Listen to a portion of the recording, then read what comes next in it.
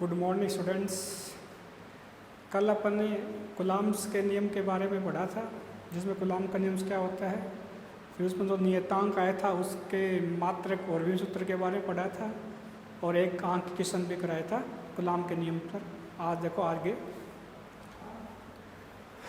आज अपन कूलम्ब के नियम से थोड़ा आगे बढ़ते हैं और यहाँ अपन एक कूलम्ब की परिभाषा निकालते हैं कूलम्ब के नियम से। देखो, एक कूलम्ब की परिभाषा निकालेंगे आज कूलम्ब के नियम से। एक कूलम्ब आवेश है वो क्या होता है, देखना। एक कूलम्ब की परिभाषा, कूलम्ब के नियम से अपन जानते हैं, कूलम्ब के नियम से E बराबर K(Q1 Q2) upon R square होता है। यह अपन ने कूलम्ब के नियम से पढ़ा, E बराबर K(Q1 Q2) upon R square. अब देखो, यदि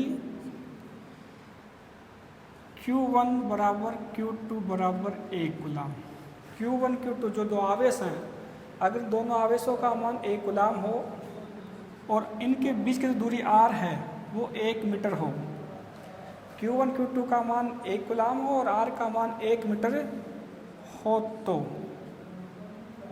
तो F बराबर K, ये अपन निर्वात के लिए ले रहे हैं, निर्वात के लिए F बराबर आ गया K, और K का मान होता है 9 गुणा 10 की घात 9, 9 गुणा 10 की घात 9। आपका मान है, यानी जो बल है, दोनों आवेश में लगने वाला बल, वो K की वैल्यू के बराबर होगा, और K का मान होता है 9 गुणा 10 की घात 9। तो इस कंडीशन में जो बल है वो K के मान जो निर्वात के लिए होता है 9 गुणा 10 की घात 9, उसके बराबर हो जाएगा। तो देखो, यहाँ से अपन एक कूलम्ब को परिभाषित करेंगे।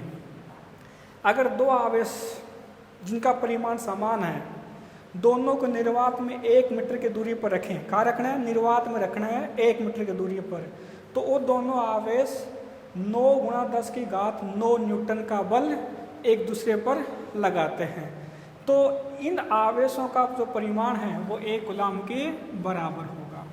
किसके बराबर होगा, 1 कूलम्ब के बराबर होगा। तो यहाँ से 1 कूलम्ब की परिभाषा निकल गई। एक बार दोबारा देखना, अगर दो समान परिमाण के आवेशों को निर्वात में 1 मीटर की दूरी पर रखें, निर्वात में 1 मीटर दूरी पर रखें, और दोनों आवेश एक दूसरे पर 9 गुणा 10 की घात 9 न्यूटन का बल आरोपित करें, तो इसका मतलब है उन दोनों आवेशों का जो परिमाण है वो 1 कूलम्ब के बराबर होता है। यहाँ से 1 कूलम्ब की परिभाषा निकल के आई है। एक बार मैं दोबारा रिपीट कर देता हूँ। अगर यदि समान परिमाण के दो आवेशों को, यदि समान परिमाण के दो आवेशों को निर्वात में एक दूसरे से 1 मीटर की दूरी पर रखें और उन आवेशों के मध्य 9 गुणा 10 की घात 9 न्यूटन का बल कार्य करे, तो इसका मतलब है वो दोनों आवेशों का परिमाण 1 कूलम्ब के बराबर होता है। तो यहाँ से अपन 1 कूलम्ब की परिभाषा निकाल दी। 1 कूलम्ब की परिभाषा है, समझ में आ गया होगा। ये आप बार बार सुन के और नोट्स में जो व्हाट्सएप के द्वारा तुम्हें पूछ दिया जाएगा, उसमें दोबारा से आप अध्ययन कर सकते हैं। आगे देखते हैं। ये अपन ने 1 कूलम्ब की परिभाषा निकाली है कूलम्ब के नियम से।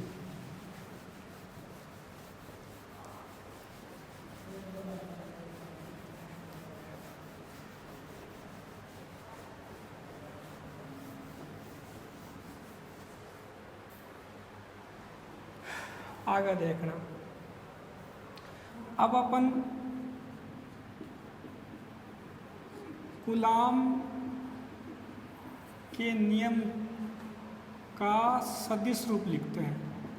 कूलम्ब के नियम का सदिश रूप अपन ने F बराबर K(Q1 Q2) upon R square coulomb के नियम से निकाला था, इसको अपन सदिश रूप में लिखते हैं। देखो, F सदिश राशि है, तो F बल है, सदिश राशि होती है, वेक्टर लगा दिया। फिर K की जगह में निर्वात के लिए 1/4 पर ऑप्शन नोट लिख सकता हूँ। निर्वात के लिए K 1/4 पर एप्सिलॉन नॉट होता है।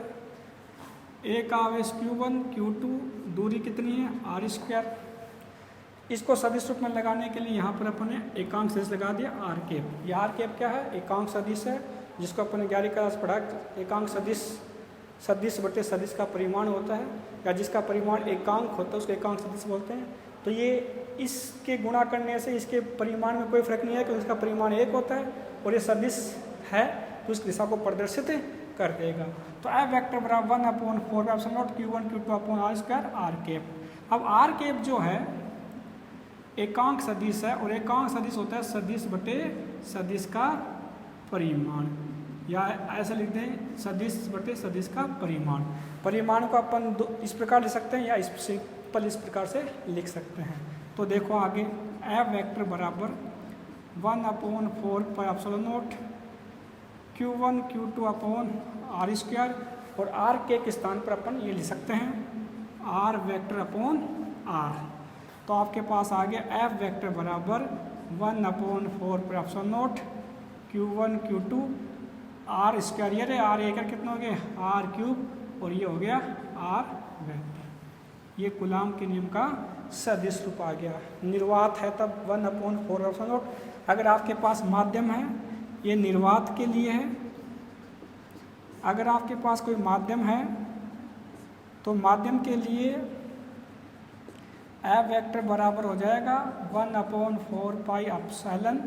एप्सिलॉन कोण क्या आएगा, एप्सिलॉन आएगा Q1 Q2 upon r³ r vector.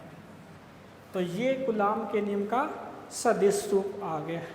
दोबारा देख लेना, F वेक्टर निर्वात के लिए 1/4 K1 K का मान Q1 Q2 upon r² r cap. r cap एकांक सदिश है, और एकांक सदिश होता है सदिश बटे सदिश का परिमाण। तो r के स्थान पर अपन ये रखेंगे, तो r कितने हो गए 3। तो F वेक्टर बराबर 1/4 Q1 Q2 upon r³ r vector. ये तो निर्वात होता, माध्यम होता, एप्सिलॉन के स्थान पर क्या आ जाएगा, ओनली एप्सिलॉन। तो ये कूलाम के नियम का सदिश रूप हुआ। आगे चलते हैं।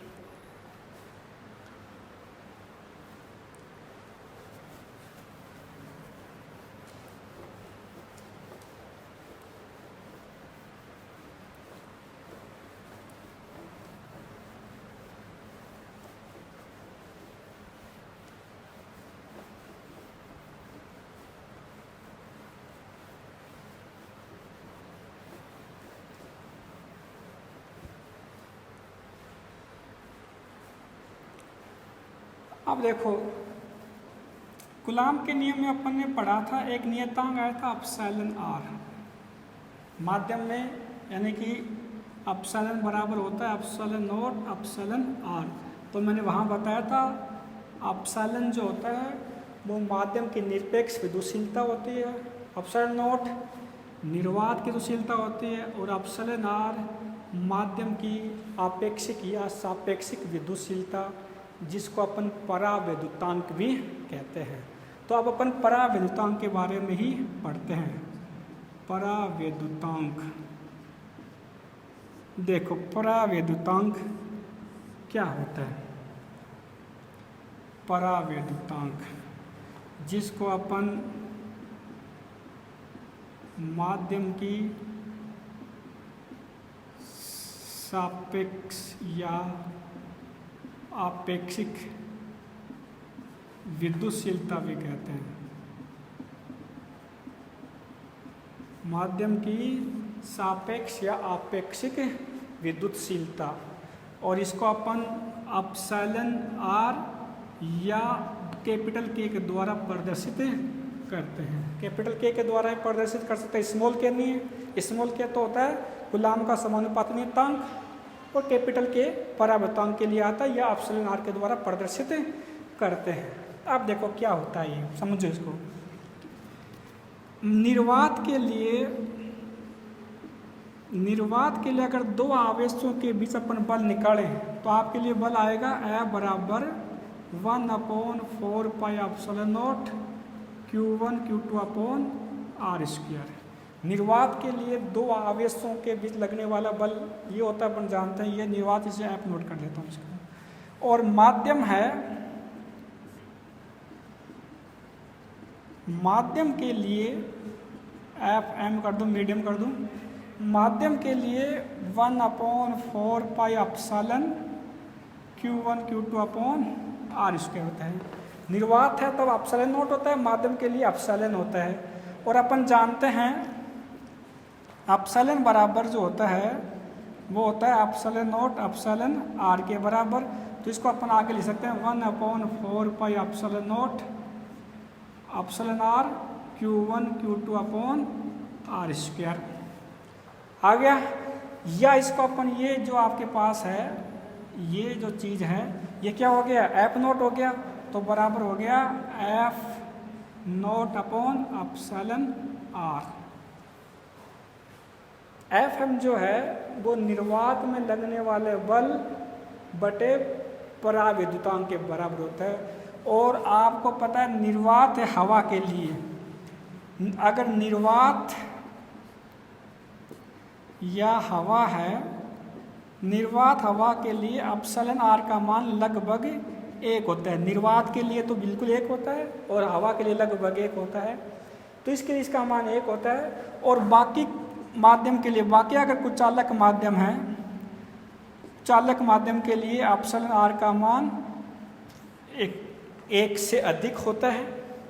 और सुचालक माध्यम के लिए, सुचालक माध्यम यानी कि धातुओं के लिए बोल सकते हैं, के लिए इसका जो मान है एप्सिलॉन R का मान अनंत होता है। क्या होता है, अनंत होता है, अनंत। निर्वात हवा के लिए एप्सिलॉन R का मान 1 होता है, कुचालक माध्यम के लिए 1 से अधिक होता है, सुचालक धातु इसका मान क्या होता है, अनंत होता है।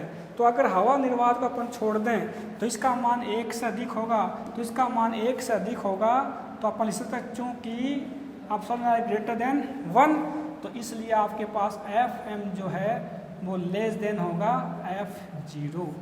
यानी कि दो आवेशों के मध्य माध्यम में लगने वाला जो बल है वो निर्वात की तुलना में सदैव कम होता है, निर्वात की तुलना में सदैव कम होता है। निर्वात और हवा के लिए तो इसका मान 1 होने से, लेकिन कुचालक या सुचालक माध्यम से क्या होता है, 1 से अधिक होता है। अगर सुचालक माध्यम हो जाए तो क्या हो जाएगा, माध्यम में 0 हो जाएगा बल। अगर एप्सिलॉन R का मान अपन सुचालक माध्यम के लिए रखें तो एफ का मान कितना हो जाएगा, सुचालक माध्यम के लिए एफ एम है वो कितना हो जाएगा, 0 हो जाएगा, क्योंकि एप्सिलॉन R का कितना होता है, अनंत। और बाकी के लिए क्या होगा, निर्वात तुलना में क्या होता है, कम होता है।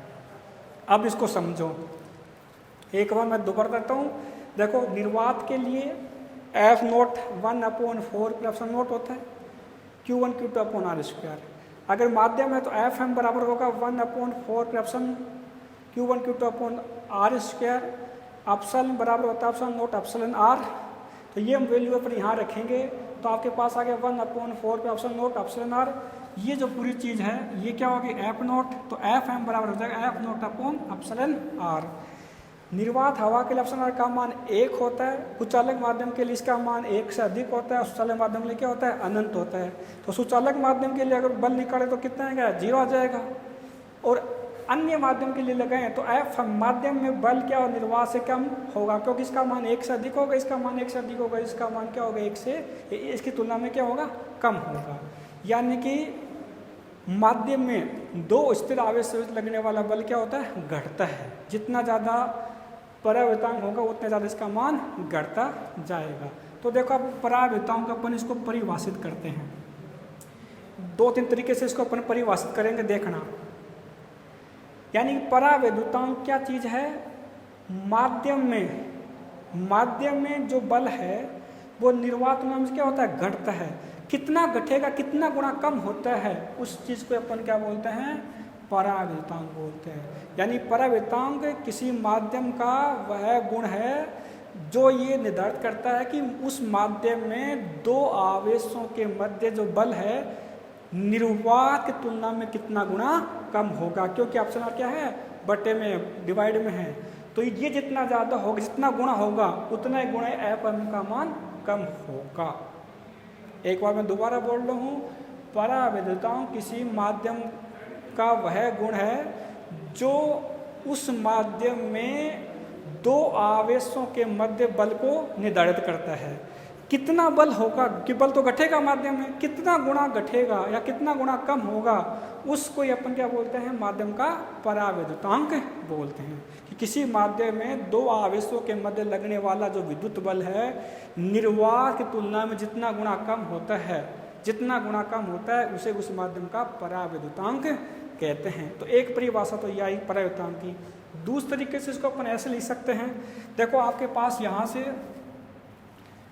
आपके पास क्या आया, चूंकि एफ एम बराबर आया है F naught upon epsilon R, तो इसको अपन लिख सकते हैं यहाँ से एप्सिलॉन आर इधर लिया है, एप्सिलॉन आर बराबर हो जाएगा F naught upon F M. यहाँ से इसको परिभाषित कर सकते हैं। देखो एफ नोट क्या है, निर्वात में दो स्थिर आवेशों को लगने वाला बल, एफ एम क्या है, माध्यम में दो स्थिर आवेशों लगने वाला बल। तो इन बलों का जो अनुपात है वही क्या होता है, माध्यम का परावैद्युतांक होता है। तो इसको अपन इस प्रकार परिभाषित कर सकते हैं कि निर्वात में दो स्थिर आवेशों को लगने वाला बल और माध्यम में दो स्थिर आवेशों को लगने वाले बल का अनुपात उस माध्यम के परावैद्युतांक के बराबर होता है। तो दूसरी परिभाषा अपन यहाँ से निकाल सकते हैं इसकी। एक मैंने बताई थी कि माध्यम में जो आवेश लगने वाला जो बल है कितना गुणा कम होता है, उसको अपन क्या बोलते हैं, माध्यम का परावैद्युतांक बोलते हैं। या दूसरे शब्दों में अपन ऐसे बोल सकते हैं कि निर्वात में दो आवेश लगने वाला बल, माध्यम में दो आवेशों के मध्य लगने वाले बल का अनुपात उस माध्यम के परावैद्युतांक के बराबर होता है। एक परिभाषा और अपन इसको आगे निकाल सकते हैं। देखो एक और अपन इसको इसी फॉर्मूले से आगे निकाल सकते हैं, इसका मान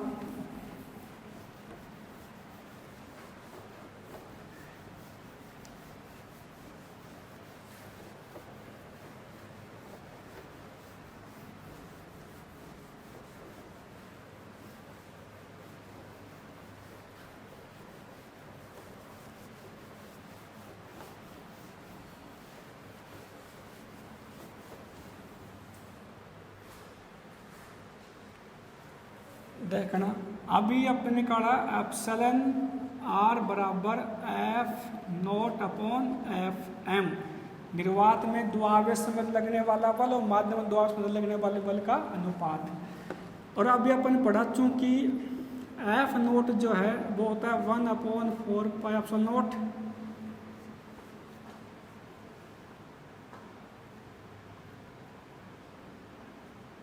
Q1 Q2 upon R square, और माध्यम में 1/4 pi epsilon Q1 Q2 upon R square.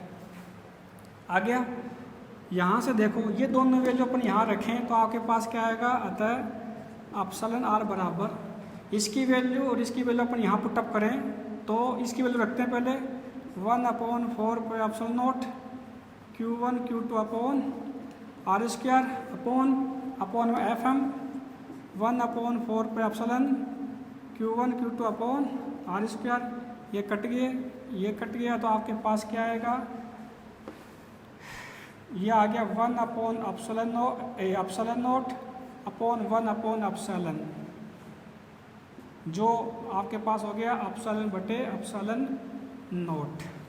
यानी कि एप्सिलॉन आर है वो क्या हो गया, एप्सिलॉन बटे एप्सिलॉन नोट हो गया। तो एक परिभाषा अपने यहाँ से निकाल सकते हैं। एप्सिलॉन क्या है, माध्यम की निरपेक्ष विद्युतशीलता, और ये क्या है, निर्वात विद्युतशीलता। तो माध्यम की निरपेक्ष विद्युतशीलता और निर्वात की विद्युतशीलता का अनुपात है वो माध्यम के परावैद्युतांक के बराबर होता है या माध्यम की सापेक्ष विद्युतशीलता के बराबर होता है। तो माध्यम की निरपेक्ष विद्युतशीलता और निर्वात विद्युतशीलता का जो अनुपात है माध्यम की सापेक्ष विद्युतशीलता या परावैद्युतांक के बराबर होती है। तो यहाँ से इसकी तीसरी परिभाषा आ गई। रही इसके मात्रक और विमा की, तो देखो इसका मात्रक और विमा समान होता है। कल अपन बताया था एप्सिलॉन और एप्सिलॉन के मात्रक और विभव सूत्र क्या होते हैं, समान होते हैं। तो इसका मतलब ये एक मात्रकहीन और विमाहीन राशि होती है, मात्रकहीन और विमाहीन राशि होती है, क्योंकि इन दोनों के मात्रक और विभव सूत्र क्या होते हैं, समान होते हैं। तो एप्सिलॉन आर का मात्रक और विमा नहीं होते। ये परावैद्युतांक के बारे में था। और इसका अभी मैंने बताया था हवा निर्वात के लिए इसका मान 1 होता है कुचालक माध्यम के लिए इसका मान 1 से अधिक होता है और सुचालक या धातुओं के लिए इसका मान अनंत होता है। ये चीज़ ध्यान रखना, सुचालक या धातुओं के लिए इसका मान कितना होता है? अनंत। सुचालक या धातुओं के लिए इसका मान कितना होता है? अनंत होता है। इस चीज़ का उदाहरण चांदी के लिए पूछे तो चांदी धातु होती है, चांदी क्या होती है? धातु होती है, इसलिए कितना होगा? अनंत होगा। सोना पूछ ले तो भी कितना होगा? अनंत होगा। लोहा पूछ ले तो भी कितना होगा? अनंत होगा। तांबा पूछ ले तो भी कितना होगा? अनंत होगा। एल्यूमिनियम पूछ ले तो भी कितना होगा? अनंत होगा, क्योंकि सभी क्या हैं? धातु हैं। धातु या चार सुचालकों के लिए इसका मान कितना होता है? अनंत होता है। तो इसका मान अनंत होने से ही बताया था, इसका मान अनंत होते इससे सुचालक माध्यम में, इसका मान अनंत होने सुचालक माध्यम में Fm का मान 0 हो जाएगा। सुचालक माध्यम में दो आवेशों के मध्य कोई बल कार्य नहीं करता है, क्योंकि इसके लिए किसका मान होता है? अनंत होता है इसका मान।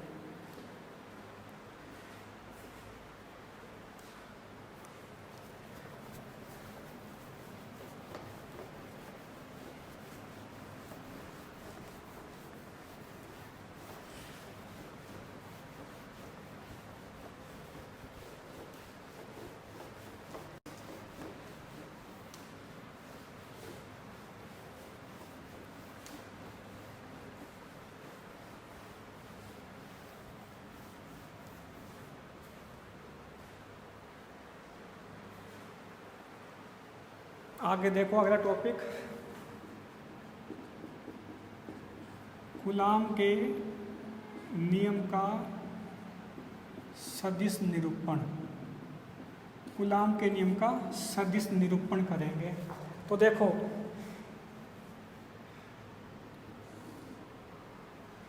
ये मेरे पास Q1 Q2 दो बिंदु आवेश हैं, जो मूल बिंदु से, ये मूल बिंदु O है, मूल बिंदु O से R1 वेक्टर और R2 वेक्टर स्थित सदिश पर रखे हुए हैं। दो बिंदु आवेश हैं Q1 Q2 और मूल बिंदु से, मूल बिंदु O है, यहाँ से ये रखे हुए हैं। Q1 आवेश R1 स्थित सदिश पर है और Q2 आवेश जो है R2 स्थित सदिश पर रखे हुए हैं। अब ये दोनों आवेश एक दूसरे पर बल लगाएंगे। जैसे इस Q1 आवेश ने Q2 आवेश पर बल लगाया, माना वो कितना है? F21 है। F21 का मतलब Q2 पर Q1 के कारण लगने वाला बल। ये बल लगा रहा है इस पर, तो F21 जिस पर लग रहा है उसको पहले लिखेंगे, 2 पर लग रहा है इसलिए 2 पहले लिख दिया, जिसके कारण लग रहा है उसको बाद में लिखेंगे, तो F21। इसी प्रकार ये भी इस पर बल लगाएगा, उस बल दिशा होगी, ये हो गया F12। F12 का मतलब Q1 पर लग रहा है Q2 के कारण। दोनों एक दूसरे पर बल लगाएंगे। अगर दोनों प्लस प्लस हैं तो एक दूसरे को प्रतिकर्षित करेंगे। अगर एक प्लस माइनस होगा तो आकर्षित कर जाते हैं, लेकिन मैं प्लस प्लस मान रहा हूँ इसलिए एक दूसरे को प्रतिकर्षित करेंगे। आगे देखो, ये R1 R2 मूल बिंदु से स्थित सदिश है। इनके सापेक्ष स्थित सदिश हो सकता है R12 और R21। R12 और R21। R12 का मतलब है Q1 आवेश का स्थित सदिश Q2 के सापेक्ष और R21 Q2 आवेश का स्थित सदिश Q1 के सापेक्ष। तो ये एक दूसरे के सापेक्ष स्थिति सदिश हैं और इसकी जो वैल्यू होती है, जिस ये R12 है तो जिसका निकालते हैं उसमें से अपन दूसरे वाले को घटा देते हैं। इसी प्रकार यहाँ R2 vector minus R1 vector, मतलब R21 है वो 2 का है 1 के कारण, तो 2 में से 1 वाला पद घटा देंगे।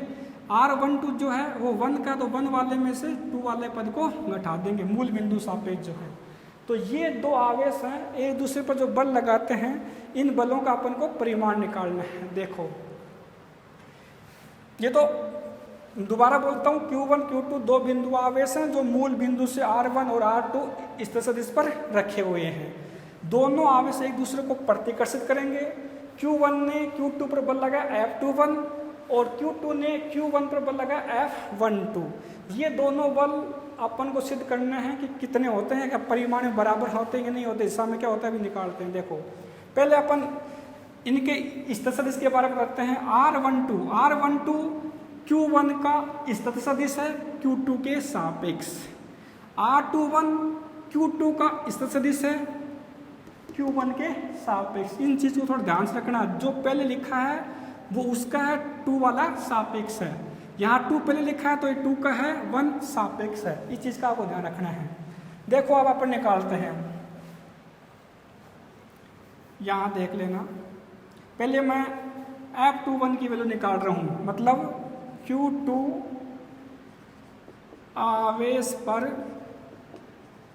Q1 आवेश के कारण लगने वाला विद्युत बल। Q2 आवेश पर Q1 के कारण लगने वाला बल निकाल रहा हूं, तो देखो क्या आएगा, F21 वेक्टर। जिस पर निकालते हैं वो पहले आएगा, साफ कारण के वाले आएगा बाद में आएगा। तो F21 बराबर कूलाम के नियम से सदिश रूप में लिखा था, कूलाम के नियम से सदिश रूप क्या था, 1/4πε0 Q1 Q2 upon R cube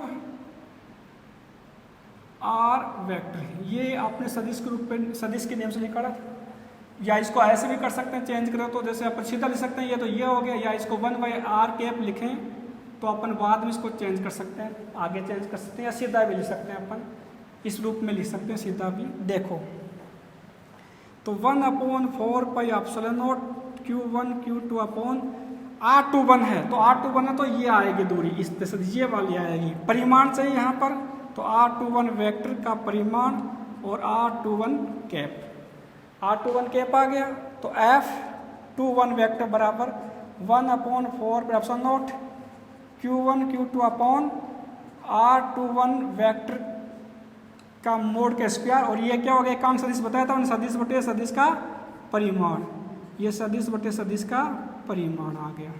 तो आपके पास F21 वेक्टर बराबर हो जाएगा 1/4πε0 Q1 Q2 अपॉन R, 3 हो गए, R21 वेक्टर के मोड का क्यूब और R21 कैप, सॉरी वेक्टर, ये वेक्टर आ गया, ये F21 की वैल्यू आ गई। इसी प्रकार अपन F12 की वैल्यू निकाल लेंगे। देखो F12 की वैल्यू देखना, Q1 आवेश पर Q2 आवेश के कारण लगने वाला विद्युत बल। पहले अपन ने Q2 पर निकाला था, अब Q1 पर निकाल रहे हैं। पहले Q1 का निकाला था, अब Q2 कारण निकाल रहे हैं। देखना F12 वेक्टर बराबर 1/4πε0 Q1 Q2 अपॉन R12 के वेक्टर के मोड का स्क्वायर R12 कैप। तो F12 बराबर 1/4πε0 Q1 Q2 upon R12 vector का स्क्वायर, और एकांक सदिश क्या होता है, सदिश बटे सदिश का परिमाण। तो F12 वेक्टर बराबर आ गया 1/4πε0 Q1 Q2 अपॉन कितने हो गए, 3 R12 के क्यूब हो गया और R12 वेक्टर। ये आपके पास में आ गए। अब देखो इन दोनों को तुलना कर, दोनों की, इन दोनों में ये परिमाण में ये सब सेम है, तो R12 कैप है बराबर -R21 कैप होता है, ऐसा कह सकते हैं R12 वेक्टर बराबर -R21 वेक्टर होता है।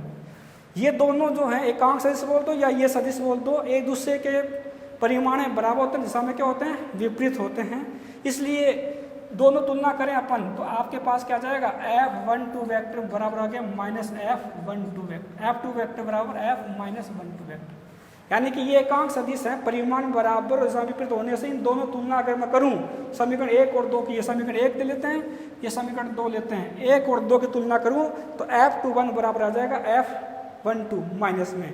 इसका मतलब ये है कि ये जो बल है और ये दो बल है परिमाण में तो बराबर हैं और दिशा में विपरीत हैं।